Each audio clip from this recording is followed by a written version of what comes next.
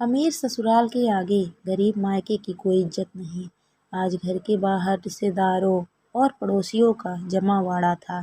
ढोली जोर जोर से ढोलक बजा रहा था। बाहर ढोलक की थाप पर अम्मा जी इतनी मगन होकर नाच रही थी जैसे सारी दुनिया की खुशियां उन्हें मिल गई हो। यह देखकर बेटा अजय भी आ गया और अम्मा के साथ ही नाचने लगा, ठीक वैसे ही जैसे बचपन में अम्मा के साथ किसी बारात में नाचता था। ये देखकर रिश्तेदार और पड़ोसी भी हंसने मुस्कुराने लगे। कुछ लोग तो ताली बजा बजा कर उन लोगों का उत्साह बढ़ाने लगे।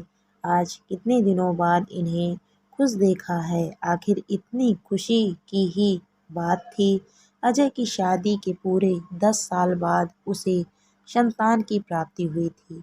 अंदर कमरे में बैठी उसकी पत्नी संध्या खिड़की में से अम्मा और अजय को नाचते हुए देख रही थी और बहुत खुश हो रही थी। कभी अपने सोते हुए बेटे को देखती तो कभी अजय को। सचमुच आज बहुत खुशी का दिन था। उसकी आंखों में से आंसू तक बह निकले थे। इतने सालों की पीड़ा, लोगों के ताने, डॉक्टर्स के चक्कर, मंदिर मंदिर नंगे पैर जाने पर पड़ने वाले पैरों के छालों का दर्द, सब कुछ उन आंसुओं के साथ साथ बह जा रहे थे। इतने में घर की इकलौती बेटी सुमन भी आ गई, भारी साड़ी और गहनों से लदी हुई।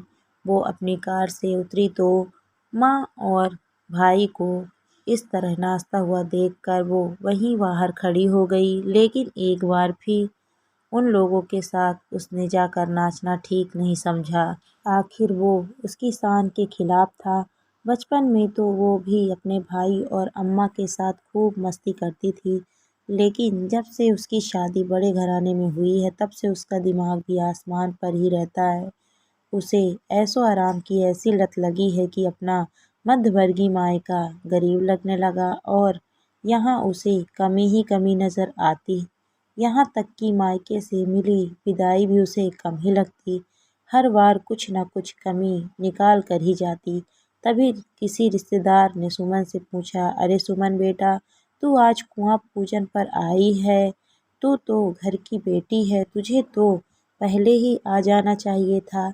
उनकी बात सुनकर सुमन मुंह बनाते हुए बोली, हाँ चाची जी, आपका कहना तो ठीक है, पर क्या करती, अब इनका इतना बड़ा व्यापार है, घर में भी कितने लोगों का आना जाना है, बिल्कुल भी फुर्सत ही नहीं मिलती। मुझे फुर्सत नहीं मिलती या आना नहीं चाहती। वहाँ तो नौकर चाकर लगे हैं, यहाँ तो खुद काम करना पड़ेगा और नहीं तो क्या। अमीर ससुराल के आगे गरीब मायके की कोई इज्जत नहीं। सच है, लड़कियों के भी दिमाग फिर जाते हैं। दबी जबान से रिश्तेदार बातें करने लगे। आखिर रिश्तेदार भी समझते थे कि सुमन में शादी के बाद बहुत बदलाव आ चुका है। पहले सबसे मिलजुल कर रहने वाली सुमन आज किसी से सीधे मुंह बात करना भी पसंद नहीं करती। तभी उसकी मौसी ने पूछा, अरे पर दामाद जी और बच्चे नहीं आए? अरे मौसी, इतनी गर्मी में उन लोगों से रहते नहीं बनता। उन लोगों को एसी में रहने की आदत है ना, इसीलिए नहीं आए।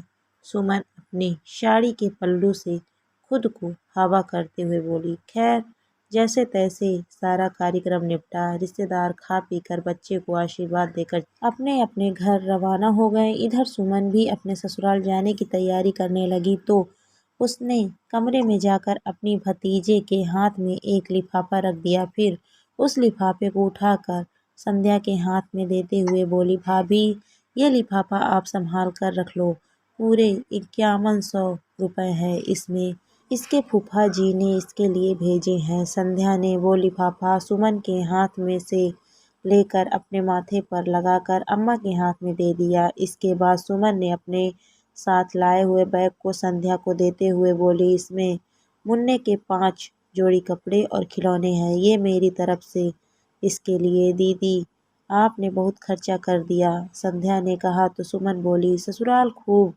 पैसे वाला है, खर्च की आप।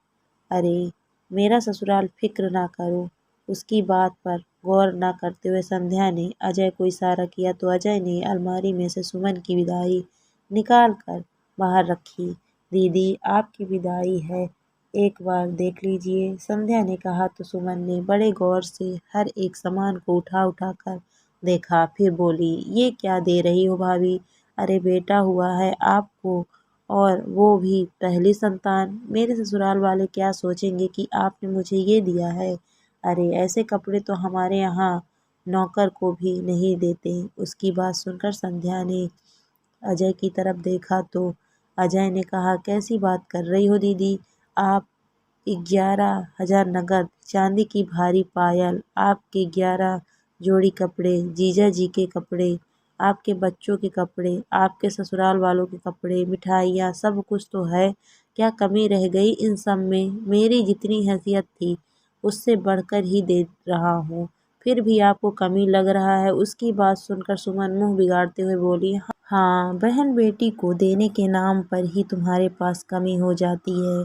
अरे बहन बेटी को जितना दोगे उतनी ही बरकत होगी, लेकिन नहीं, जब बहन बेटियों को देने की बारी आती है उसी समय सारी कमी आ जाती है। हाँ ये बात तो तूने बिल्कुल सही कही सुमन, की बहन बेटियों को जितना दो उतनी घर में बरकत होती है। अचानक बीच में अम्मा बोली तो सब लोग अम्मा की तरफ देखने लगे, पर अम्मा ने बोलना जारी रखा, ये तो तुझे पता है कि बहन बेटियों को देने से बरकत होती है, पर ये क्यों नहीं समझती कि जो सम्मान पूर्वक दिल से पर दिया जाए उससे बरकत होती है। जबरदस्ती मांगने से सिर्फ मायके वालों पर कर्जा होता है। हाँ पर माँ आप भी इन लोगों का साथ दे रही हो, अपनी बेटी का नहीं, क्या इज्जत रह जाएगी मेरे ससुराल में?